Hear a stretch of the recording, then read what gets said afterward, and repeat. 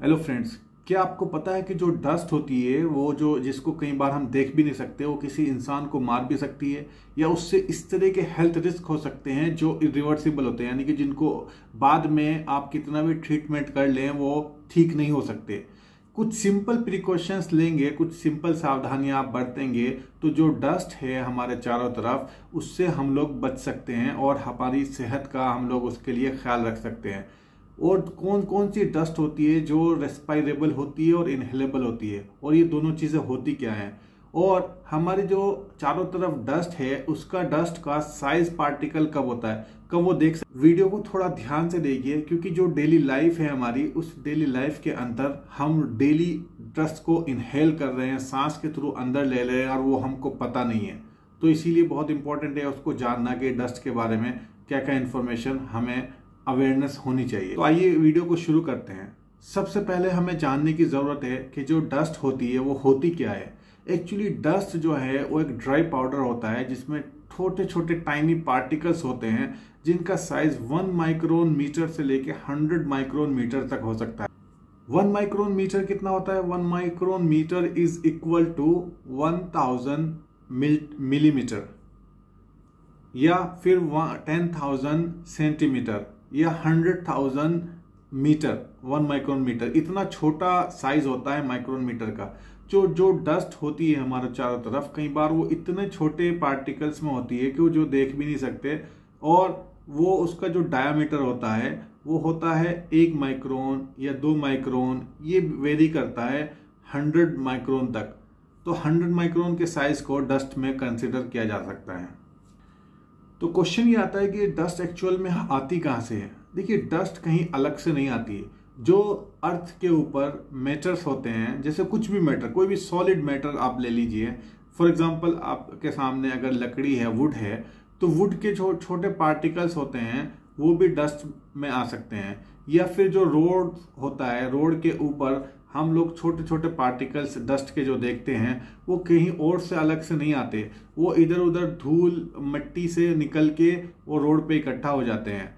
तो जो डस्ट है ये इसका कोई एडिक्वेट एक पर्टिकुलर सोर्स नहीं है। ये डस्ट कोई भी मैटर से निकल सकती है क्योंकि डस्ट कोई अलग चीज नहीं है। डस्ट छोटा पार्टिकल है किसी भी मैटर का। अगर आप बात करें वुडन डस्ट, तो वुडन डस्ट जो होगी वो वुड से निकली हुई होगी। सीमेंट डस्ट की बात करें तो सीमेंट डस्ट जो होगी वो सीमेंट से आई हुई होगी या कंक्रीट से आई हुई होगी। तो अभी हमें इस चीज को समझने की जरूरत है कि जो डस्ट है वो हमारे ही इर्द गिर्द जो चीजें हैं उनसे निकल के आती है। इसमें कैटेगरी होती है। कौन कौन सी कैटेगरी की डस्ट होती है? देखिए, कैटेगरी में इसमें लो रिस्क डस्ट होती है, फिर मीडियम रिस्क डस्ट होती है, या फिर हाई रिस्क डस्ट होती है। तो लो रिस्क डस्ट के अंदर वो डस्ट आती है जो ऐसे वुडन से निकली हुई डस्ट होती है जिसको हम वुड डस्ट बोलते हैं, या फिर दूसरी डस्ट हो सकती है मिट्टी से उड़ी उड़ी छोटे पार्टिकल्स जो होते हैं वो डस्ट हो सकती है, सॉइल डस्ट बोल सकते हैं उसे। ये लो रिस्क कैटेगरी में आती है। फिर मीडियम रिस्क में कौन कौन सी डस्ट आती है? मीडियम रिस्क में आती है सीमेंट की डस्ट। ये स्पेशली कंस्ट्रक्शन साइट्स पे या कहीं पे काम चल रहा हो, अगर वहां पे डस्ट उड़ी हुई है, सीमेंट का यूज हो रहा है, तो वहां पे जो डस्ट होगी वो मीडियम रिस्क की डस्ट हो सकती है। तीसरे में हाई कैटेगरी आती है, यानी कि हाई रिस्क डस्ट होती है। हाई रिस्क डस्ट के अंदर आती है जैसे एस्बेस्टोस, एक मटेरियल है जो पहले यूज किया जाता था हमारे घर में डेकोरेशन में या कई जगहों पे यूज किया जाता था, वो उसके अंदर की जो डस्ट होती है हाई रिस्क डस्ट में आती है। या बिटुमिन की डस्ट होती है। बिटुमिन भी एक तरह का एक पदार्थ होता है जिसकी डस्ट को भी हाई रिस्क डस्ट के अंदर कंसिडर किया जाता है। अब हमें जानने की जरूरत है कि इनहेलेबल डस्ट और रेस्पायरेबल डस्ट कौन कौन सी होती है और इनका दोनों शब्द का मतलब क्या है। देखिए, रेस्पायरेबल डस्ट जो होती है वो होती है जो डस्ट हमारे लंग में जाके उसके बेस में इकट्ठा हो जाएगी, वो रेस्पायरेबल डस्ट हो सकती है।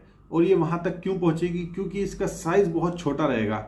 1 माइक्रोन से लेके 10 माइक्रोन की जो डायमीटर के डस्ट पार्टिकल्स होंगे वो हमारे रेस्पायरेटर के थ्रू लंग में जाके उधर बैठ सकते हैं, तो उस वाली डस्ट का बोलते हैं रेस्पायरेबल डस्ट। दूसरी होती है इनहेलेबल डस्ट। तो इनहेलेबल डस्ट है वो कौन सी हो सकती है? वो होती है वो डस्ट जिसका साइज 10 माइक्रोन से लेके 100 माइक्रोन के बीच में हो सकता है, उसको इनहेलेबल डस्ट हम बोलते हैं। तो इनहेलेबल जो डस्ट होती है वो आपके अपर रेस्पिरेटरी सिस्टम को अफेक्ट करती है, जैसे कि नोज, माउथ, थ्रोट, ये उनके अंदर जाके रुक सकती है और उनमें इरिटेशन या दूसरी तरह की आपको प्रॉब्लम हो सकती है। तो उस डस्ट को बोलते हैं इनहेलेबल डस्ट। तो डस्ट से क्या क्या बीमारी हो सकती है? देखिए, डस्ट से जो मेन बीमारी हो सकती है या मेन इलनेस या सिकनेस उससे हो सकती है कि जो डस्ट का साइज होता है जो ऑलमोस्ट 30 टाइम्स छोटा होता है बाल के साइज से, वो जो डस्ट होती है वो आपके लंग में जा सकती है।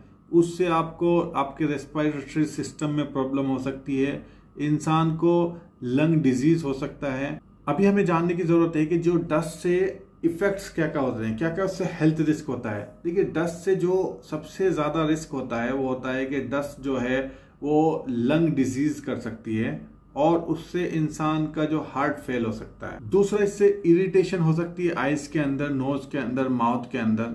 ये सारे रिस्क हेल्थ इश्यूज इससे हो सकते हैं। लॉन्ग टाइम में जब आदमी लगातार अगर डस्ट को एक्सपोज हो रहा है, लगातार उसको इनहेल कर रहा है, तो उसके लॉन्ग टर्म एक्सपोजर भी बहुत ज्यादा हेल्थ रिस्की और डेंजरस हो सकते हैं।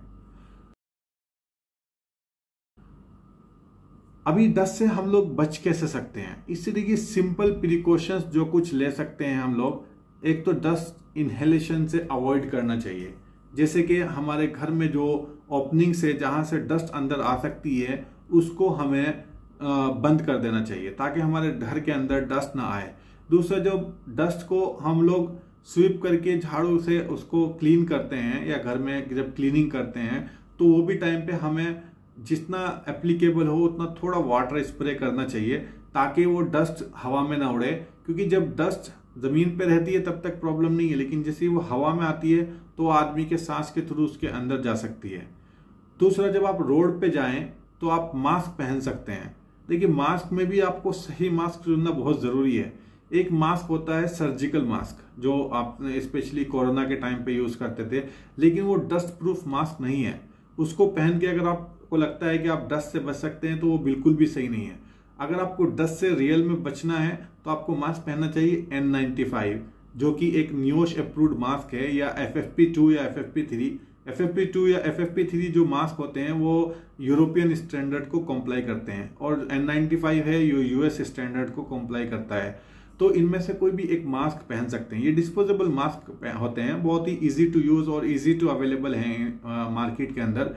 वो आप इस डिस्क्रिप्शन में एक लिंक है जिसपे आप अमेजोन या किसी भी ऑनलाइन वेबसाइट से भी आप उसको ऑर्डर कर सकते हैं। तो वो मास्क अगर आप पहन के रखेंगे तो आप डस्ट का एक्सपोजर को कम कर सकते हैं। N95 का मीनिंग क्या है? 95% डस्ट ऑलरेडी फिल्टर हो जाएगी, आप इनहेल नहीं करेंगे। 5% जो बहुत ही टाइनी पार्टिकल्स होंगे उसको आपको अवॉइड कर सकते हैं, यानी कि उसको आपको अगर आगे फर्दर अवॉइड करना है तो N99 मास्क भी आता है जिसके अंदर 99% फिल्ट्रेशन होती है, या फिर P100 मास्क भी आते हैं जिसके अंदर 99.97% फिल्ट्रेशन होती है। तो इस तरह के अगर आप मास्क यूज करेंगे तो आप डस्ट से बच सकते हैं। तो ये एक वैल्यूएबल इंफॉर्मेशन है डस्ट इनहेलेशन के बारे में। और डस्ट को हम लोग यूजुअली अवॉइड करते हैं क्योंकि हमको लगता है ये कोई प्रॉब्लम नहीं है, लेकिन इसके बहुत ही ज़्यादा हेल्थ इफेक्ट्स हो सकते हैं हमारे सेहत के ऊपर। तो अपना ख्याल रखिए। Thank you.